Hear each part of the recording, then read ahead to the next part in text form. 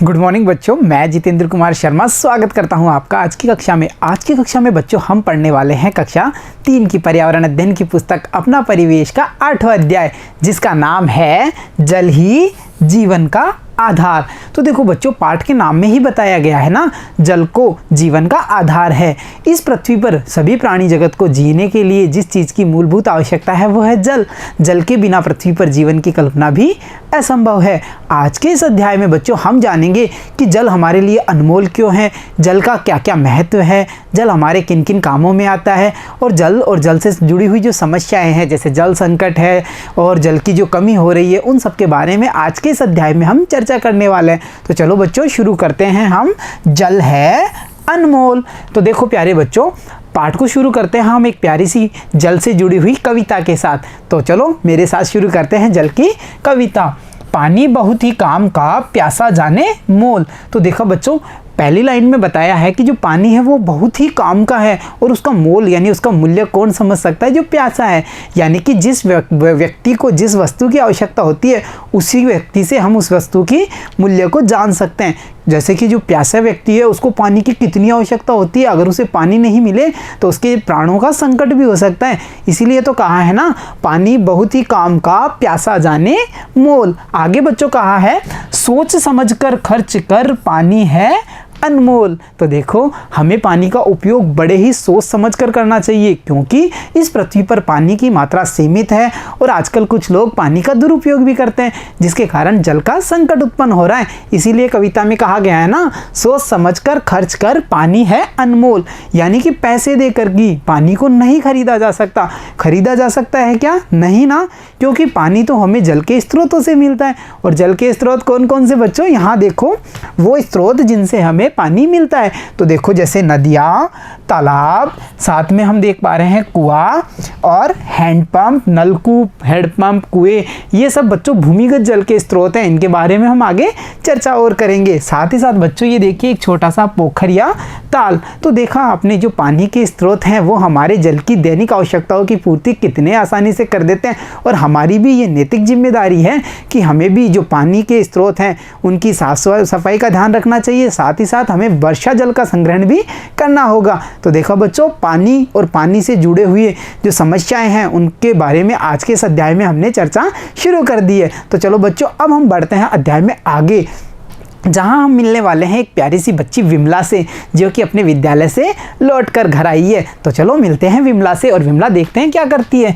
जल है अनमोल। देखिए बच्चों, विमला विद्यालय से घर आई तो उसने देखा कि उसकी माँ पानी भर रही थी। दिख रहा है ना आपको, नल पे पानी भरती हुई माँ। प्यारे बच्चों, आपने कभी सोचा है कि नल का पानी हमारे घरों में कहाँ से आता है?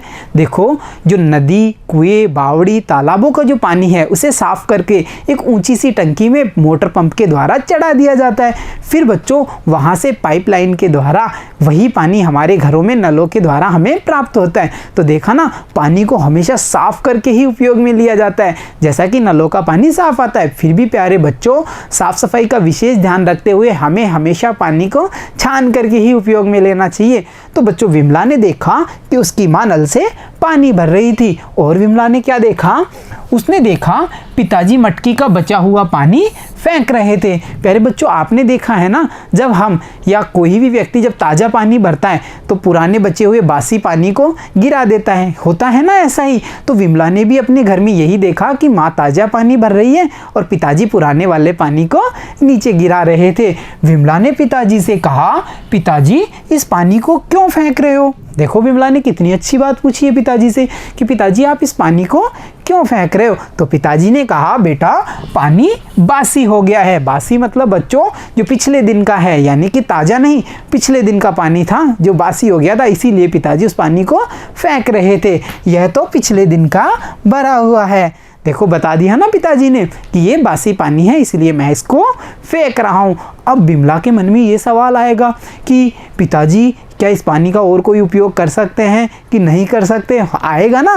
क्या बच्चों ऐसा ही होता है क्या कि हम ताज़ा पानी भरते रहें और पिछले वाला जो बासी पानी है उसको यूं ही खराब करते रहें? ऐसा नहीं होना चाहिए ना। तो देखो विमला ने क्या कहा, पिताजी, इस पानी को दूसरे उपयोग में ही ले लेना चाहिए। आज हमारे गुरुजी ने कक्षा में बताया कि हमें पानी की बचत करनी चाहिए, पानी बहुत ही सीमित मात्रा में है। तो देखो विमला को ये बात पता चली कि जो पानी है वो बिल्कुल सीमित मात्रा में है और हमें पानी का ऐसा उपयोग करना चाहिए कि पानी कम से कम मात्रा में बर्बाद हो। तो बच्चों यहाँ एक बात हमारे समझ में आ रही है कि हम बासी पानी का भी उपयोग कर सकते हैं। सोचो हम किन में बासी पानी का उपयोग कर सकते हैं।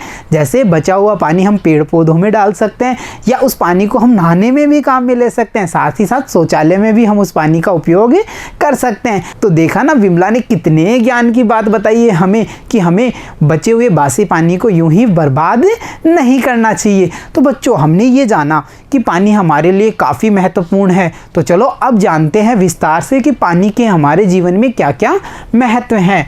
जल के महत्व देखिए बच्चों, जल का उपयोग हमारे दैनिक कार्यों में किया जाता है। प्यारे बच्चों, दैनिक कार्य कौन से? वे कार्य जिन्हें हम रोजाना करते हैं। सुबह उठने से लेकर के रात को सोने तक जो कार्य किए जाते हैं वो दैनिक कार्य होते हैं। जैसे हमने सबसे पहले सुबह उठे कुल्ला करने से लेकर के हम रात को जहाँ पानी पी करके सोते हैं वहाँ तक की सारी जल की आवश्यकताओं में हम पानी का उपयोग करते हैं। जैसे नहाना, धोना, खाना बनाना, इसके अलावा शौचालय में भी जल का उपयोग किया जाता है। तो प्यारे बच्चों, जो जल है वो हमारे दैनिक कार्यों में उपयोग में आता है। साथ ही साथ देखो बच्चों, सभी जीवों मतलब ऐसे प्राणी जगत के जीव जंतु जो जीवधारी हैं, इस पृथ्वी पर रहने वाले सभी सजीवों को जीवों के अंदर लिया जाता है। जैसे मानव हो, चाहे जानवर हो, पक्षी हो, पेड़ पौधे हों, सभी के लिए जल आवश्यक है। हम मानव तो जल का उपयोग करते ही हैं बच्चों, साथ ही साथ देखो जानवर, पक्षी और पेड़ पौधे भी जल का उपयोग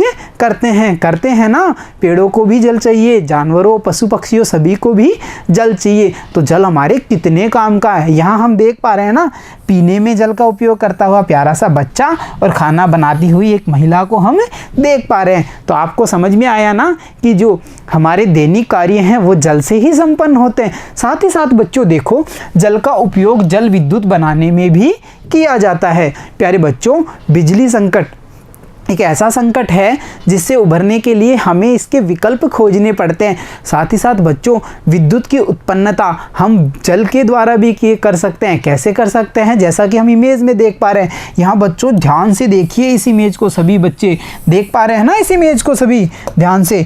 यहाँ देखिए बच्चों, ये एक बड़ा सा बांध बनाया हुआ है, दिख रहा है सभी को? एक बड़ा सा बांध बनाया हुआ है जिसको बना करके नदी के पानी को रोका गया है। फिर इस बांध के गेट खोल करके, ये देखो यहाँ से दिख रहा है ना सभी को, पानी नीचे गिरता हुआ। गेटों को खोल करके पानी को बड़े प्रवाह से नीचे गिराया जाता है। नीचे लगी हुई टरबाइन मशीन बच्चों एक प्रकार की मशीन होती है जिसपे जब पानी गिरता है तो वो तेजी से घूमने लग जाती है और ये ऐसी जैसे ये मशीन घूमती है उससे विद्युत उत्पन्न होने लगती है और फिर इस विद्युत को विद्युत वायरों के द्वारा हम हमारे औद्योगिक कार्यों में, घरेलू कार्यों में उपयोग में ले सकते हैं। तो देखा ना आपने, जल के द्वारा जल विद्युत बनाने का कार्य भी किया जाता है। साथ ही साथ बच्चों, इसके अलावा जो जल के उपयोग हैं उनमें देखिए, जल का उपयोग विभिन्न उद्योगों में भी किया जाता है। तो देखा ना आपने, जो अनेक प्रकार के उद्योग हैं उनमें भी हम जल का उपयोग कर सकते हैं। कैसे? जैसे कि जितने भी उद्योग हैं उनमें किसी ना किसी रूप में जल का उपयोग किया जाता है। चाहे वो रंगाई छपाई उद्योग हो, चाहे वो किसी भी प्रकार के फूड यानी खाने की सामग्री बनाने वाले उद्योग हों, हर प्रकार के उद्योग में जल की आवश्यकता होती है। तो देखा ना प्यारे बच्चों आपने, जल का हमारे जीवन में कितना महत्व है और जल से जुड़ी हुई जो हमारी दैनिक आवश्यकताएं हैं वो कितनी आसानी से ये जल हमें आसानी से उपलब्ध करा देता है। तो प्यारे बच्चों, ये हमारी नैतिक जिम्मेदारी है कि हम जल का बार बार उपयोग करने की कोशिश करेंगे। जैसा कि विमला ने स्टोरी में हमें बताया कि हमें बासी पानी को फेंकना नहीं है, उसे हम किसी अन्य कार्य में उपयोग में ले सकते हैं। तो चलो प्यारे बच्चों, अब हम शुरू करते हैं आज के अभ्यास प्रश्नों को। और आज के अभ्यास प्रश्न हैं, सोचिए और बताइए। प्यारे बच्चों, पहला प्रश्न है आपके घर में पानी किस किस में भरकर रखा जाता है। जाहिर सी बात है, हम जब पानी का उपयोग करते हैं तो उसे किसी बर्तन में भंडार करके रखते हैं ना, जैसे घरों में बाल्टी या फिर पतीलों में या मटकी में, इन्हीं चीज़ों में पानी को भर करके रखा जाता है। आपको यहाँ ये बताना है कि आपके घर में पानी को किस किस में भरकर रखा जाता है। तो बच्चों अब बढ़ते हैं हम अगले प्रश्न पे। अगला प्रश्न है आपके घर में पानी कौन भरता है। जैसा कि हमने स्टोरी में देखा था कि स्टोरी में विमला के माता पिता मिलकर के पानी भर रहे थे ना, जहाँ माँ ताज़ा पानी भर रही थी वहीं पिताजी मटकियों को खाली करके माँ को देते जा रहे थे। तो यहाँ पे हम देख पा रहे थे कि विमला के परिवार में माता पिता मिलकर के पानी भर रहे हैं। यहाँ पे आपको ये बताना है कि आपके घर में पानी भरने का कार्य कौन करता है, उस सदस्य का नाम आपको यहाँ पे लिखना है। तो देखा प्यारे बच्चों, आज के इस अध्याय में हमने जाना जल की महत्ता को, कि ये जल हमारे लिए कितना अनमोल है और जल हमारे किन किन कार्यों में काम में आता है। तो प्यारे बच्चों, आज के अध्याय में इतना ही। मिलता हूँ आपसे अगली कक्षा में, तब तक के लिए धन्यवाद बच्चों।